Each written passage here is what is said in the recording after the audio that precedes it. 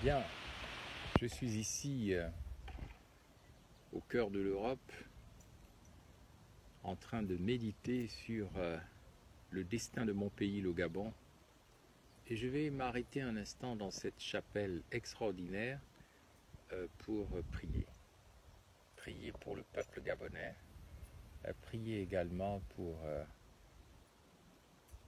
toutes les réalités politiques, économiques, sociales et culturelles du pays, afin que le Gabon revive, afin que ce pays qui a été baptisé par les Portugais il y a quelques siècles du nom béni de Gabaon, ce qui veut dire un pays béni bien sûr, selon le manteau de la bénédiction, inspiré de l'Ancien Testament, le manteau d'Élie, le prophète.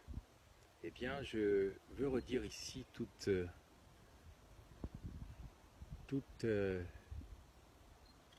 l'empathie que je ressens pour la souffrance du peuple gabonais. Je suis de ceux qui pensent que nous ne sommes pas opposés les uns aux autres de manière personnelle. Le combat pour l'évolution positive du Gabon n'a rien à voir avec des détestations personnelles, mais il s'agit de défendre une vision. Une vision pour les populations africaines. J'ai toujours défendu le principe de l'enrichissement des populations africaines et je défendrai cette position jusqu'à la fin. Je pense sincèrement qu'il est illusoire de personnaliser l'État gabonais à travers un individu, quel qu'il soit, à commencer par Ali Bongo Ondimba. Il y a eu un Gabon avant Ali Bongo Ondimba, avant même les Bongo, et il y aura un Gabon, quel que soit le nom qu'il aura d'ici quelque temps, ou le siècle prochain, il y aura toujours un Gabon. Donc je veux préciser ici que le but de mon combat n'est pas de haïr les uns ou les autres. Le but de mon combat est tout simplement de partager une vision, une grande idée, celle de la terre normalisée, celle où les Gabonaises et les Gabonais peuvent enfin vivre une vie normale sur une terre enfin normalisée. C'est mon combat depuis une dizaine d'années et je poursuivrai ce combat jusqu'à la fin. Bien sûr que je pense que soutenir Ali Bongo Ondimba en 2016 comme je l'ai fait, je pense aujourd'hui avec le recul que c'était une erreur fondamentale. Pourquoi ? Parce que j'ai pris conscience que même si je n'ai pas eu les soutiens nécessaires depuis une dizaine d'années de la part des populations gabonaises, mais je suis apparu à travers la grève de la faim, la lettre ouverte de 2008, la grève de la faim de 2009, ainsi de suite. Je suis apparu peut-être comme une esquisse de figure morale dans un pays qui en a besoin. Donc, peut-être que la figure morale que j'avais commencé à être n'était pas autorisée à faire de la réelle politique. Donc aujourd'hui, je l'ai dit, je l'ai écrit sur ma page Facebook et je le confirme encore. À partir de cet instant, moi, je ne reconnais plus Ali Bongo Ondimba comme le président de la République gabonaise. Essentiellement parce que nous sommes dans le faux désormais. Nous ne savons pas ce qui est arrivé à Ali Bongo le 24 octobre 2018 à Riyad. Nous ne savons pas dans quelles conditions il est arrivé au Maroc. Et nous ne savons pas ce qui a emmené l'oligarchie gabonaise à nous présenter des sosies pendant plusieurs mois, plusieurs semaines.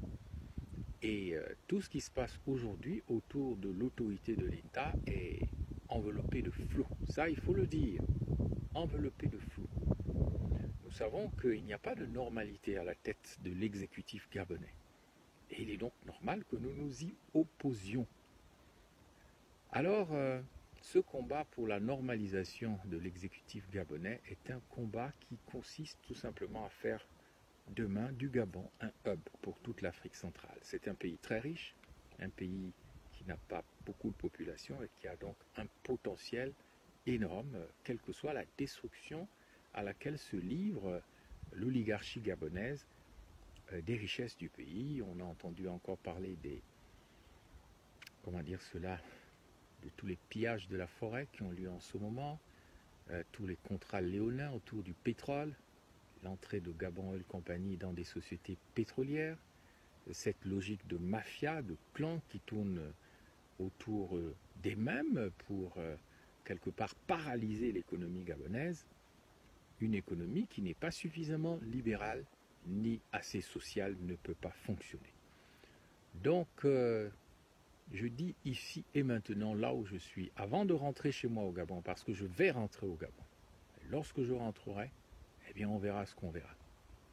On verra si la puissance suffit. Moi, je suis de ceux qui pensent que la puissance ne suffit pas. Sinon, on l'aurait déjà vu dans le monde. À moins de massacrer et de tuer tout le monde, vous ne pouvez pas vous opposer à une idée dont le temps est venu. Rien n'est plus puissant qu'une idée dont le temps est venu. Et la grande idée du Gabon, c'est d'être un modèle de principes, de valeurs et des normes en Afrique centrale pour pouvoir favoriser tout simplement l'idée même de l'enrichissement des populations. C'est parce que les Africains auront des capitaux demain, parce qu'ils n'ont jamais eu de capitaux, nos ancêtres. Ils ont servi de capital physique à travers l'esclavage, ils ont été une monnaie physique dans la période coloniale, ils ont été ridiculisés pendant la période des indépendances et donc néocoloniale. Et bien maintenant, les générations qui arrivent ont les nouvelles technologies, sont ouverts sur le monde et ils savent désormais que leur vie pourrait être différente. Parce qu'aujourd'hui, avec les nouvelles technologies, avec Facebook, avec Twitter, avec l'Internet libre de plus en plus, chacun sait désormais que sa vie pourrait être différente. Et c'est pour cela que les jeunes Africains éprouvent désormais, contrairement à leurs parents, une souffrance métaphysique. Ils souffrent de souffrir alors que leurs parents ne faisaient que souffrir physiquement. Aujourd'hui, le fait de savoir que votre vie pourrait être différente, eh bien, vous éprouvez une souffrance métaphysique. Souffrir de souffrir. Donc, moi, je ne m'intéresse pas tant que ça à Pascaline Bongo, Ali Bongo, les uns les autres, ce sont des Gabonais, chacun est Gabonais. Le problème, c'est que ce système qui nous a été imposé combat l'idée même que tout Gabonais est Gabonais. Alors, nous sommes dans l'obligation de démanteler le système Bongo-PDG. Et je le dis, moi, je ne reconnais plus Ali Bongo comme président de la République gabonaise. Et je demande à la Providence de prendre acte du fait qu'il n'a plus aucun pouvoir sur le plan ontologique. Il n'est plus sous la protection des ancêtres, des génies, des dieux ou du Dieu. En ce qui me concerne, je voudrais conclure ici ce petit message à l'attention des Gabonaises et des Gabonais et de mes partisans en disant ceci. Le pouvoir d'Ali Bongo est terminé. Le pouvoir d'Ali Bongo est terminé. Mais ce ne sera ni par la puissance ni par la force que cet état de fait deviendra concret, mais ce sera par une action de la Providence. Voyez comment le Gabon est sous un effet de la Providence. Alors même que le parti au pouvoir et ses satellites s'apprêtaient à humilier l'opposition, à humilier ceux qui s'opposent au système Bongo en octobre 2018, après des législatives et des locales totalement ridicules, eh bien il y a eu l'AVC. Alors même qu'ils pensaient nous imposer des scénarios autour du sosie, les esprits libres, les esprits de plus en plus libres de la République gabonaise se sont levés et ont dénoncé le sosie, ont dénoncé la forfaiture. Je voudrais donc lancer un appel pour terminer en disant « Tout Gabonais est Gabonais ». Et il faut que le système Bongo-PDG le comprenne. Vous ne pouvez pas avoir une économie tournée essentiellement sur Delta Synergie et sur vos intérêts mafieux claniques. Ça, ce n'est pas une économie doit être libre. Voilà pourquoi le président Macron préfère aller faire des affaires aujourd'hui au Kenya, où il y a une économie plus libérale, où tout est ouvert, et que des Kenyans peuvent devenir milliardaires sans pour autant être ce qu'ils ne veulent pas être. Il y a une évolution à faire probablement au Gabon et dans une grande partie de l'Afrique francophone. C'est le message que j'avais lancé sans être compris à Reims le 4 avril 2009 quand j'ai dit ceci. Afrique francophone, où sont tes Nelson Mandela? Afrique francophone?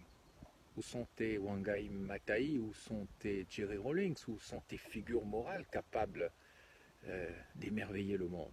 Eh bien, nous en sommes toujours là une dizaine d'années plus tard. Je lance donc un appel aux autorités françaises, aux autorités européennes, afin qu'un New Deal, si je puis m'exprimer ainsi, se mette en place entre les nouvelles élites africaines et quelque part la communauté internationale. Il est temps de rompre l'ordre établi depuis la guerre froide, depuis le début des années 60, parce que si l'Occident, si le monde ne le fait pas, eh bien, la crise des Gilets jaunes en est un exemple. Eh bien, il n'y aura pas de renouveau du système mondial, du nouvel ordre mondial qui doit pouvoir favoriser une nouvelle matrice, une nouvelle organisation du monde basée sur le progrès et le progrès de tous. Je vous remercie.